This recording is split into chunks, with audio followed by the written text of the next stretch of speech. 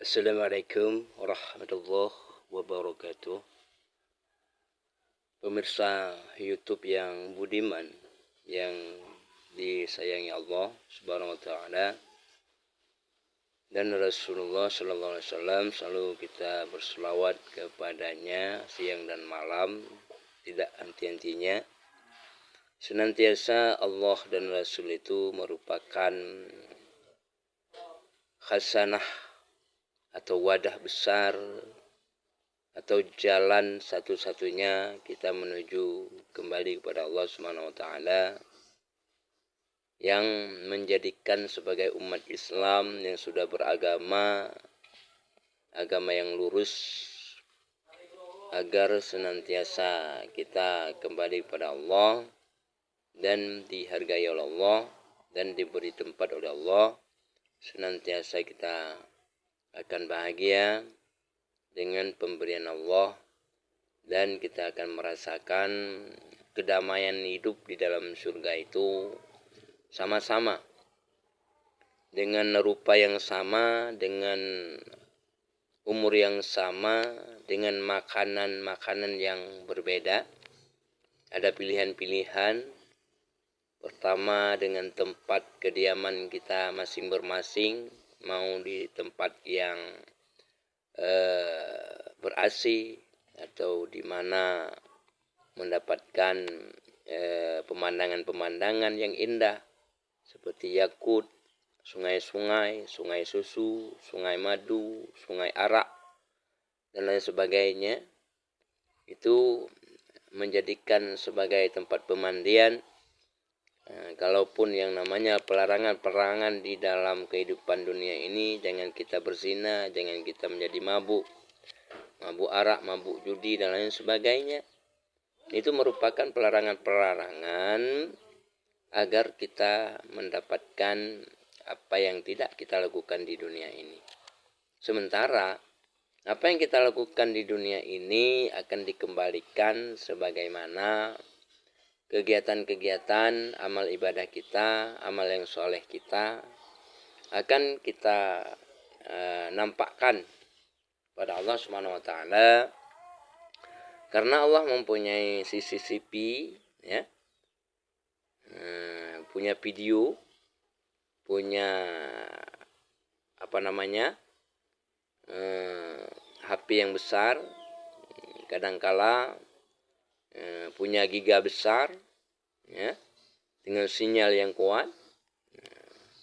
Maka segala perbuatan-perbuatan individu manusia, apalagi umat Islam yang beragama Islam yang sempurna, yang beriman pada Allah, yang bersyahadah, itu merupakan salah satu pilihan-pilihan tempat di mana kita mendapatkan surga 1, 2, 3 sampai 8 bersama Rasul.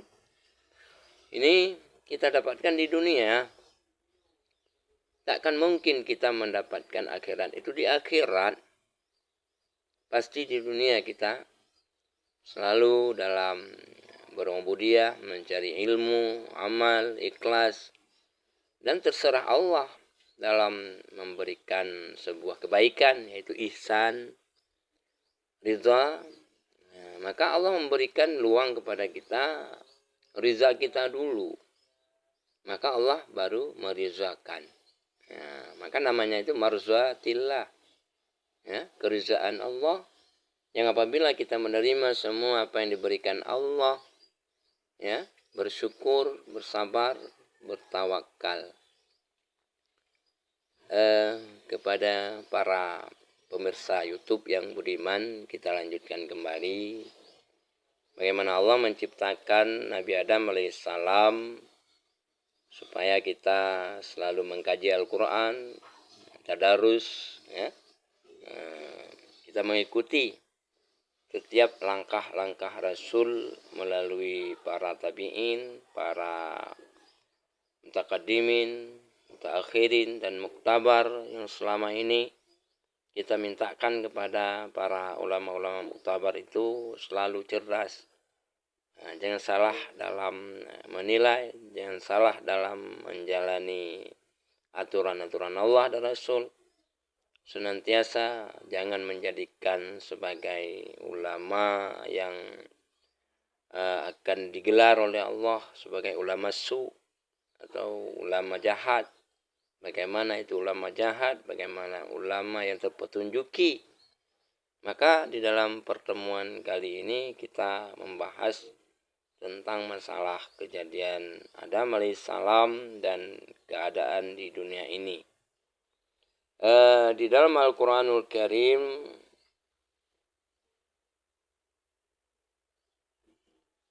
pada pertemuan yang di kemarin itu, pertemuan yang kali ke-6, ini kali ke-7. Selanjutnya pada proses firman Allah selanjutnya itu peringatan Tuhan kepada Bani Israel. Ya. Peringatan Allah kepada Bani Israel tentang orang-orang keturunan Nabi Adam alaihissalam yang disebut dengan Bani Israel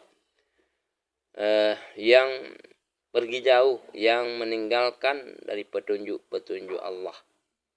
Ya, di dalam satu ayat yang dilansirkan di dalam surah Al-Baqarah ayat 40 ini, Bismillahirrahmanirrahim. Ya Bani Israel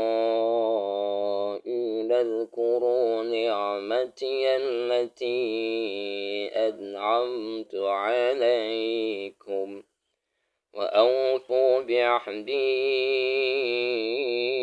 أوف بعهدكم وإياي فارهبون.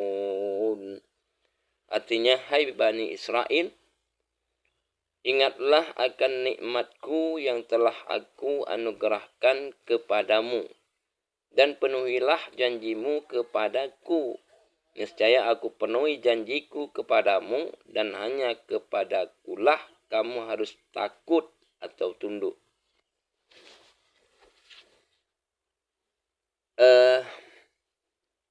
Paham ini, ayat ini merupakan sama artinya ketika Allah menyuruh setan, yaitu golongan jin dan golongan malaikat, untuk bertunduk kepada Adam alaihissalam.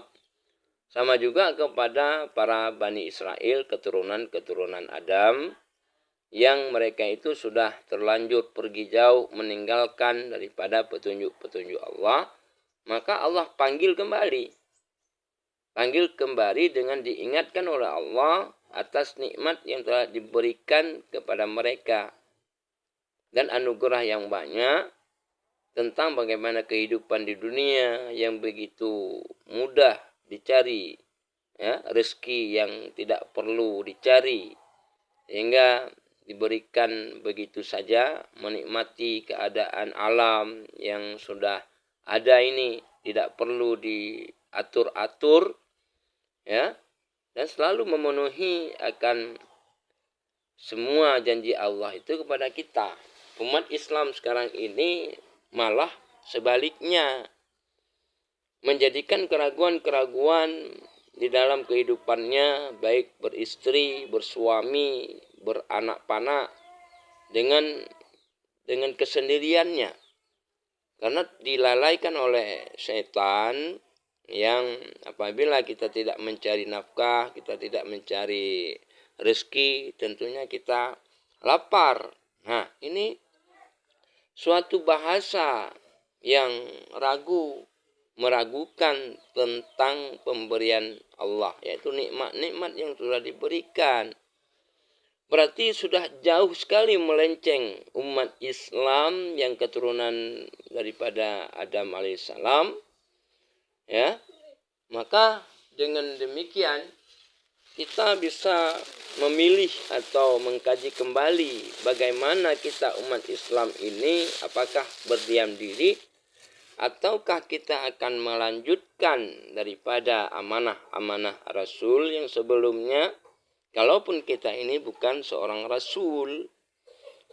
Namun ayat ini menggambarkan Allah menyuruh untuk memperhatikan atau mengingat kembali nikmat-nikmat yang diberikan kepada hamba, ataupun yang bahwa kita sebagai hamba ini yang sudah bersyukur, alhamdulillah, yang bersabar atas segala macam yang diberikan Allah dan tawakal kepada Allah ketika apabila kita sudah mendapatkan nikmat itu, nah, yang tidak mampu untuk kita jalani atau sudah mampu kita memberikan sesuatu itu, antara lain bersedekah, ya, berinfak, zakat dan lain sebagainya, itu alhamdulillah.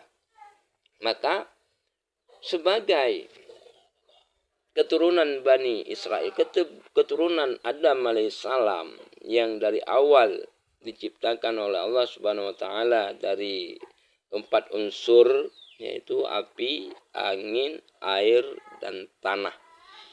Berarti di dalam kehidupan kita, untuk menjadikan hidup di dalam negeri dunia ini, mestinya perlu kita ikuti aturan-aturan yang sudah digambarkan oleh Allah di dalam Al-Quran, terutama sekali pada proses kejadian-kejadian manusia yang di dalam Al-Quran selalu dilansirkan atau ditafsirkan dengan berbagai macam ayat yang ada, ya. Antara lain pada surah Al-Mu'minun itu digambarkan itu perkembangan kejadian manusia dan kehidupannya di akhirat. Ini 2 pilihan. Pilihan pertama hidup di dunia, pilihan kedua hidup di akhirat. Nah, sebaliknya dari awal Allah sudah menciptakan Adam alaihissalam itu akhirat sebenarnya, ya. Cuma bahasa akhir, padahal pada dasar penciptaan pertama itu awal. Maka disebut dalam proses agama kita disebut dengan awaludin ma'rifatullah, ya. Awal-awal kita beragama mesti kita mengenal Allah, ya. Bagaimana mengenal Allah itu? Ada ayat-ayat yang khusus untuk dijadikan bukti nyata atau realita fakta yang menjadikan umat manusia, umat Islam yang tidak perlu ragu lagi tentang apa yang diberikan nikmat oleh Allah, yang diberikan anugerah oleh Allah, ya. Maka tidak perlu kita mengikuti akan daripada keturunan Adam alaihissalam yang disebut dengan Bani Israel itu. Karena Bani Israel itu sudah melenceng jauh dari peraturan atau petunjuk Allah Subhanahu wa taala.